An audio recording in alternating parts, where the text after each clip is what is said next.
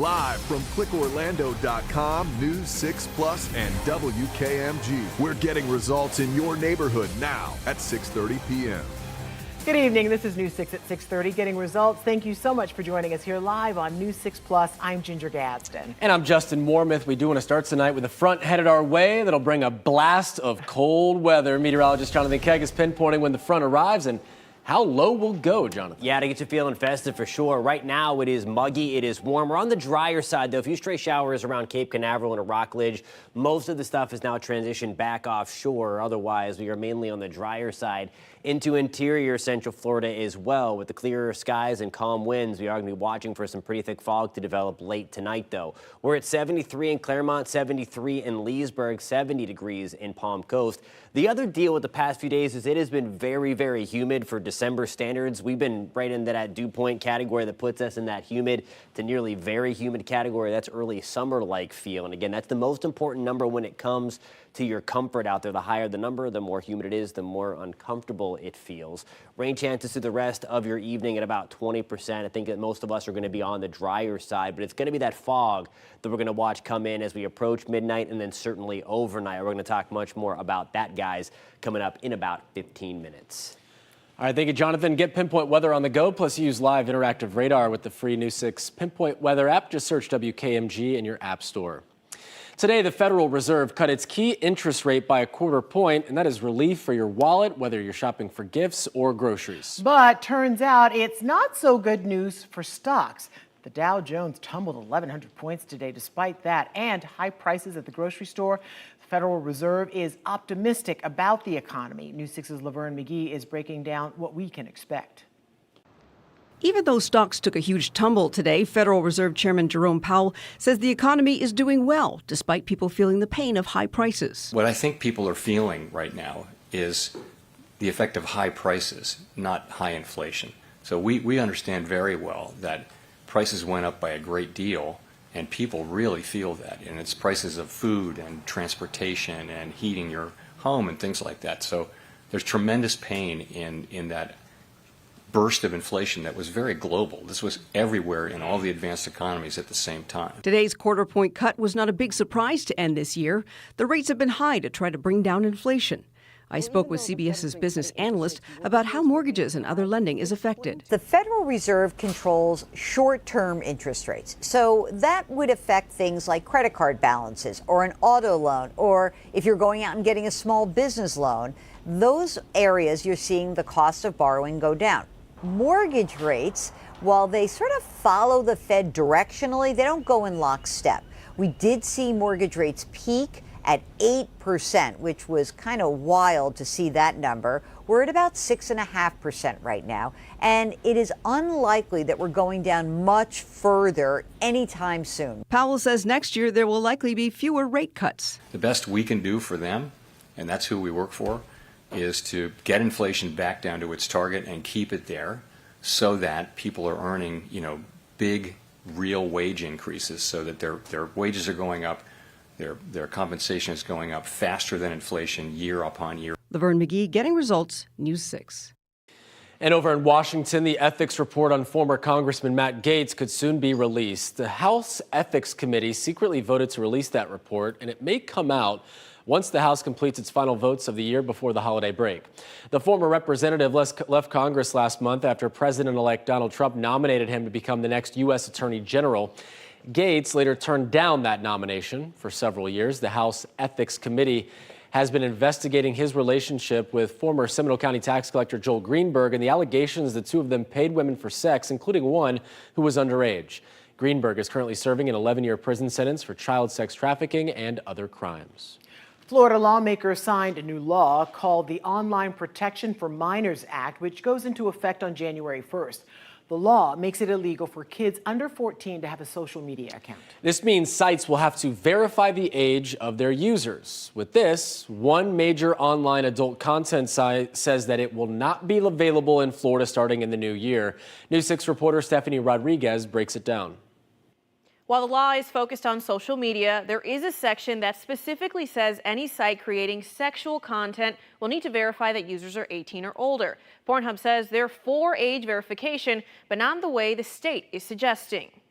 Right now, adult content site Pornhub lets Floridian users know time is running out. You will lose access to Pornhub in 13 days, the site says. Did you know that your government wants you to give your driver's license before you can access Pornhub? Starting January 1st, children under 14 cannot have social media accounts. Social media platforms must use a third-party verification method. Any website that has material harmful to minors must verify that all users are 18 or older. And social media platforms can face civil claims of up to $50,000 per violation. I think there are better solutions that we can get to once we start talking with legislators about how to better keep minors from accessing adult content. The Free Speech Coalition, an advocacy organization for the adult industry, calls the law unconstitutional and filed a lawsuit against it this week. But I think that asking, Floridians to, upload an ID and scan a face or undergo a background check in order to access legal content is,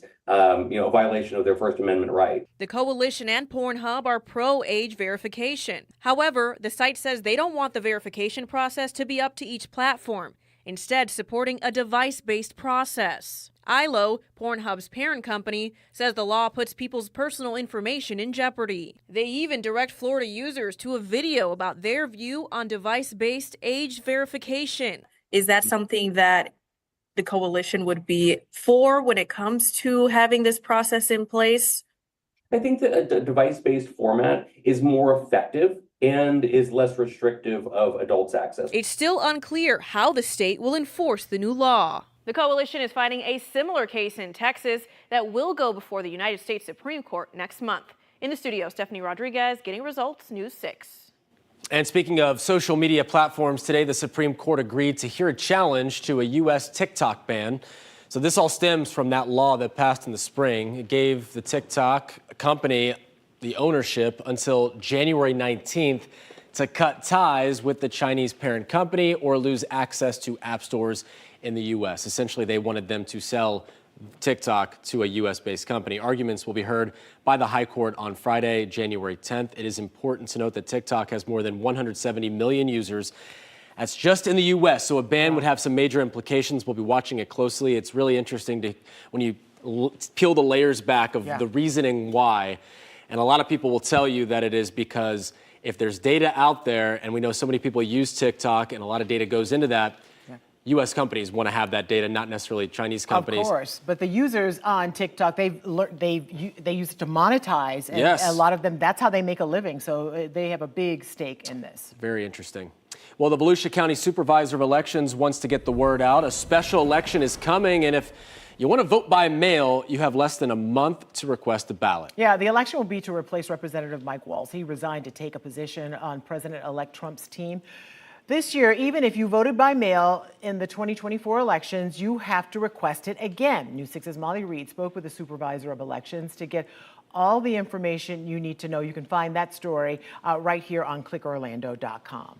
Also in Volusia County, Orange City Police expressing concerns again after more monkey sightings within the city. So strange. The rhesus macaques have been quite a nuisance in Volusia County.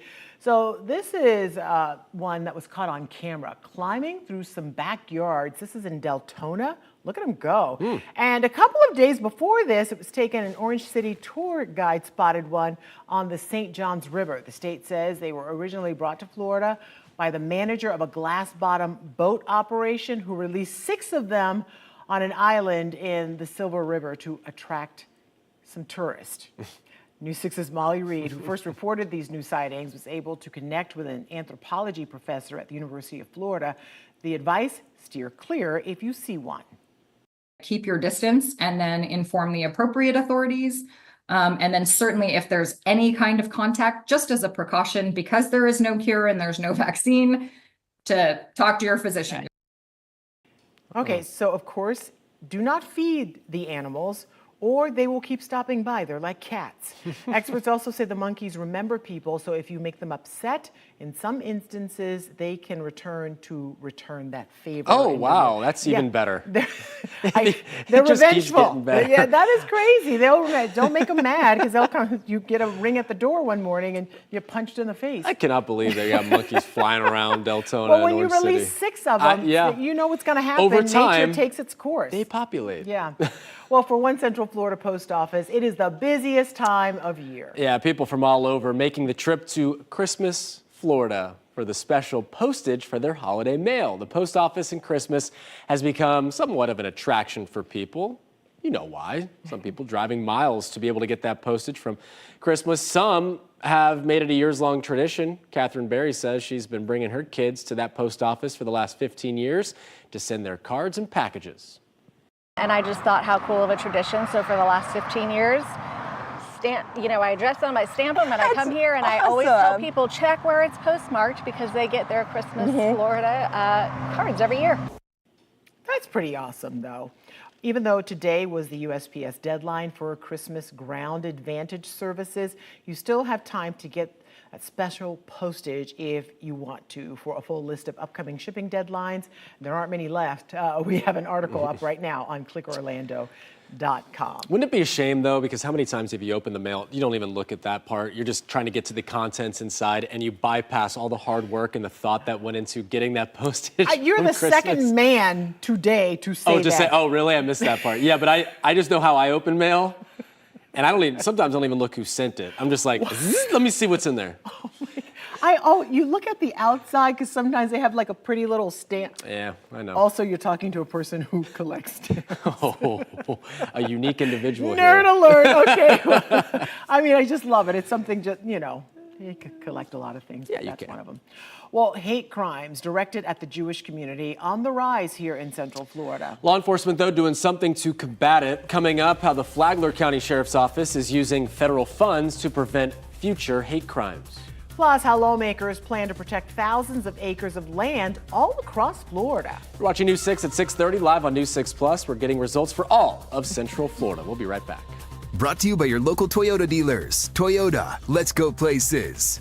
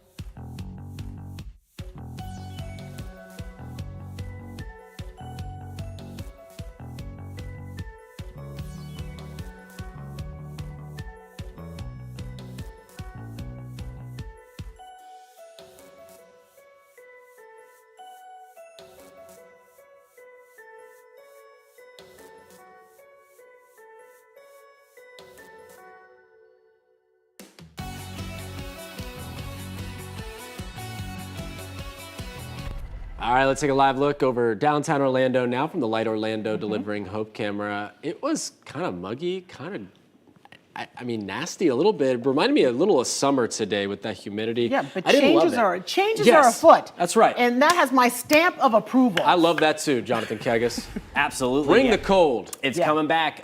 We have to do a front tomorrow. Then it's going to give us a nice clean sweep Friday and then really into the weekend before Christmas. Might start cranking up the humidity just a smidge getting into Christmas. We don't think we're keeping the cold through the holiday, but at least it's going to be festive while you're fighting everybody to get those last minute gifts this weekend.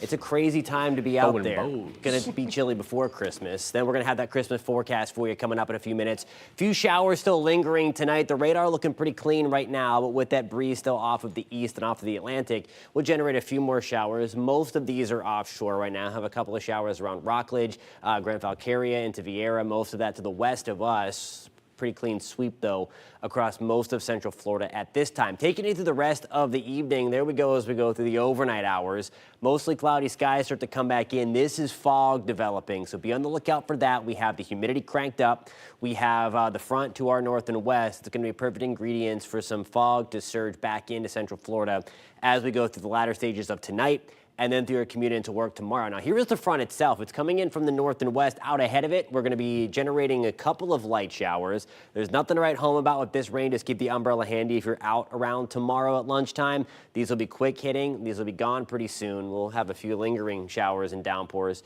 for your evening commute. That's 6 o'clock, but you see here, these are few and far between, and the trend would be for these to wind down quickly as some of that drier air behind the front starts to push in. Then we get our clear skies back. The front itself is just trying to enter the Florida Panhandle, extreme northwest side of Florida. There are the showers extending all the way back to Pennsylvania, some snow in upstate New York. We will get none of that, of course, but we will see those scattered showers arrive tomorrow around lunchtime, give or take. 73 degrees at the airport right now. That's a live look at downtown Orlando under a mainly clear sky. The breeze is light out of the north-northeast at about 5 miles an hour. Now here's a look at your pinpoint accurate forecast. Your forecast is sponsored by Florida Lottery. Temperatures overnight staying pretty warm and pretty muggy. We're running anywhere from 5 to 10 degrees above normal for this time of the year overnight. Rain chances at about 30%. That'll mainly be tied to the coast again. We are going to be watching for that fog to come in and come in pretty thick through the morning. So again, give yourself a little bit of extra time. Make sure you're paying close attention tomorrow as visibility likely going to be significantly reduced from fog. We're at 79 in Kissimmee, 78 in Leesburg, 74 degrees in Palm Coast. Those rain chances at 30% mainly for the afternoon. After that rain starts to clear, then we're going to shift our wind direction out of the north and west, and there is that festive air. We're hanging around 60 in Birmingham. Look at all the 30s extending back towards St. Louis. It's in the 20s in Chicago, even colder up into parts of southern Canada. Most of that core of the cold air are going to stay bottled up into the northern tier of the country if you're heading in that direction, but we will get a taste of it anyway. Fog to start, then we'll see a mostly cloudy sky, rain chances at 30%.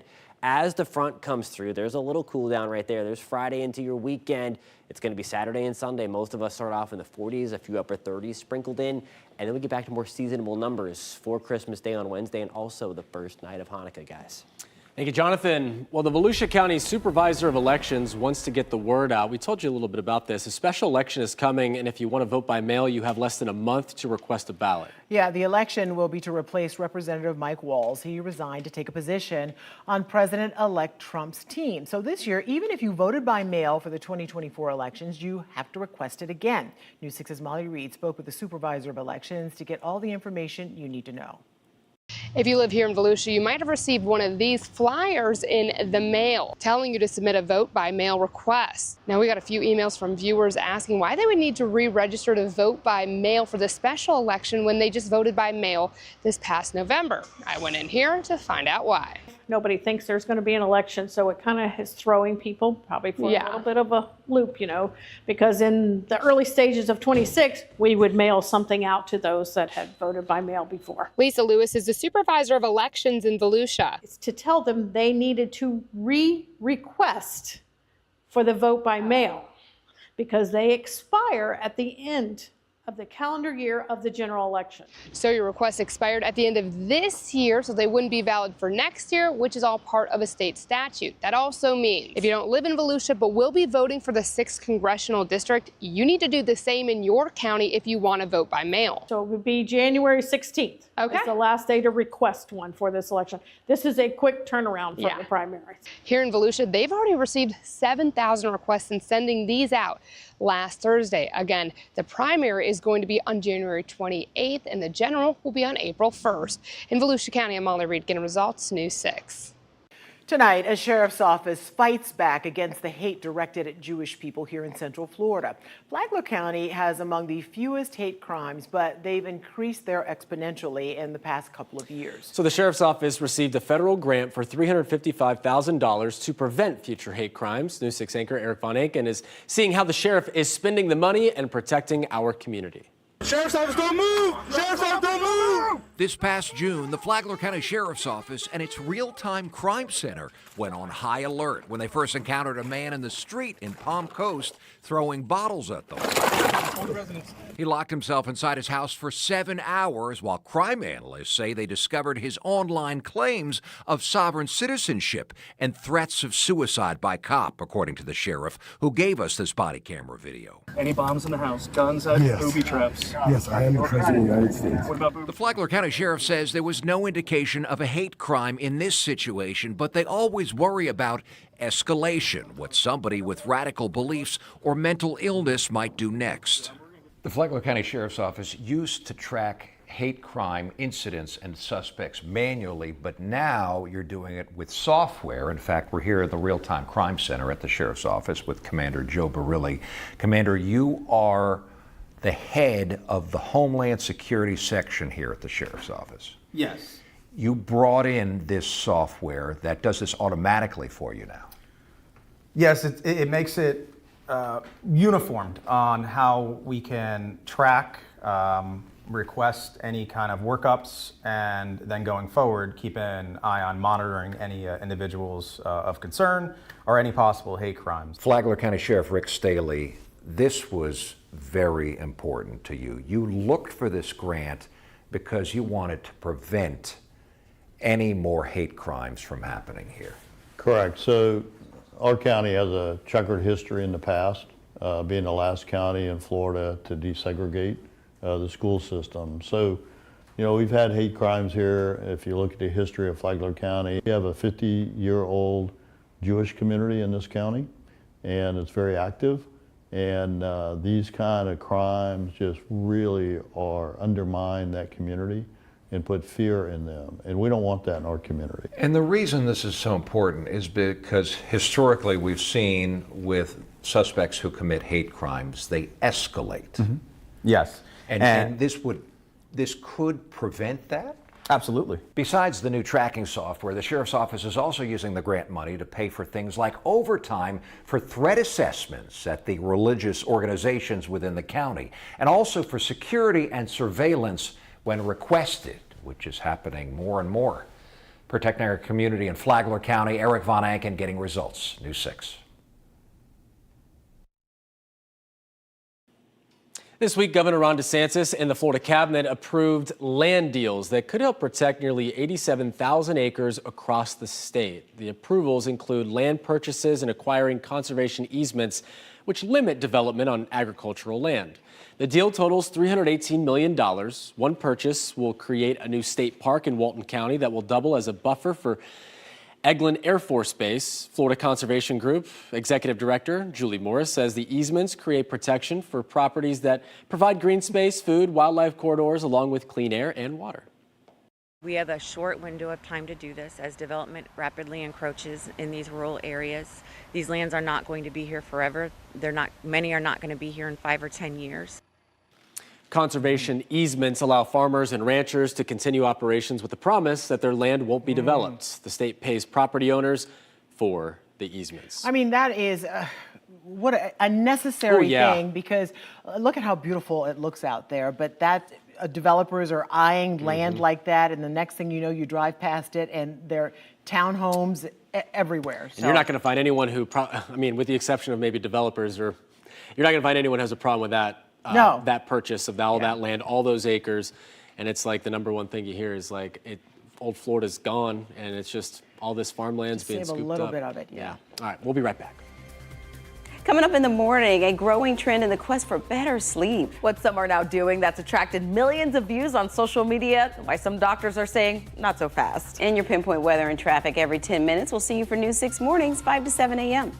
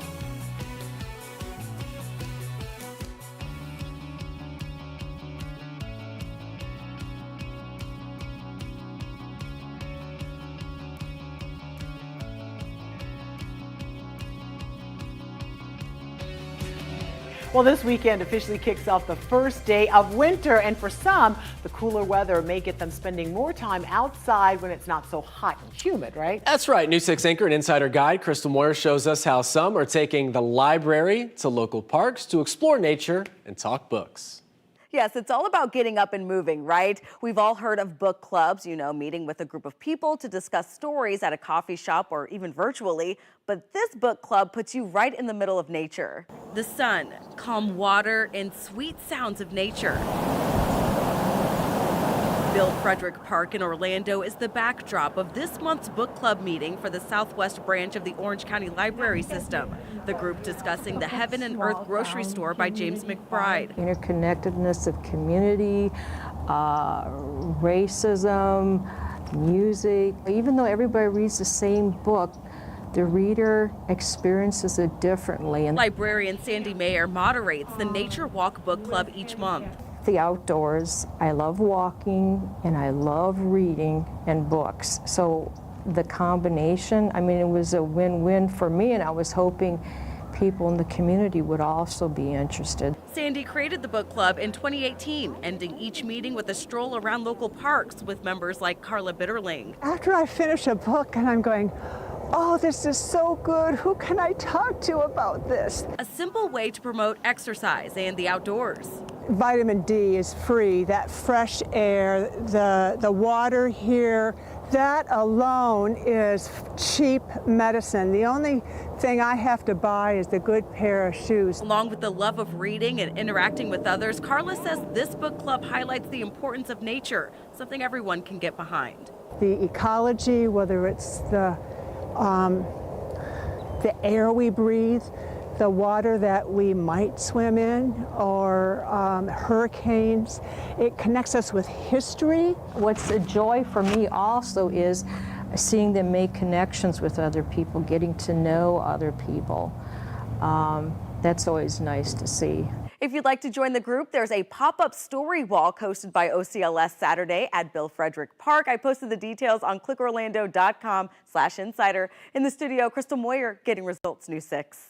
All right. Do you guys like a good book in nature? Like, even if you're at the beach, I think that's one of the things and I think do. blood pressure will go down. You're talking about No nature, getting question. outside, you got a book. Yeah. Perfect. I think we all kind of need some of that, Yes. especially this time of year where you get caught up in the hustle and bustle and the stress with the holidays. Throwing Give you elbows, away. getting the right spot. Throwing elbows. No, let's not do that. Hey, thank you so much for watching News 6 at 6:30. Stream News 6 online anytime on our News 6 Plus Smart TV app. We break news on clickorlando.com. We'll see you back at 11. Take care.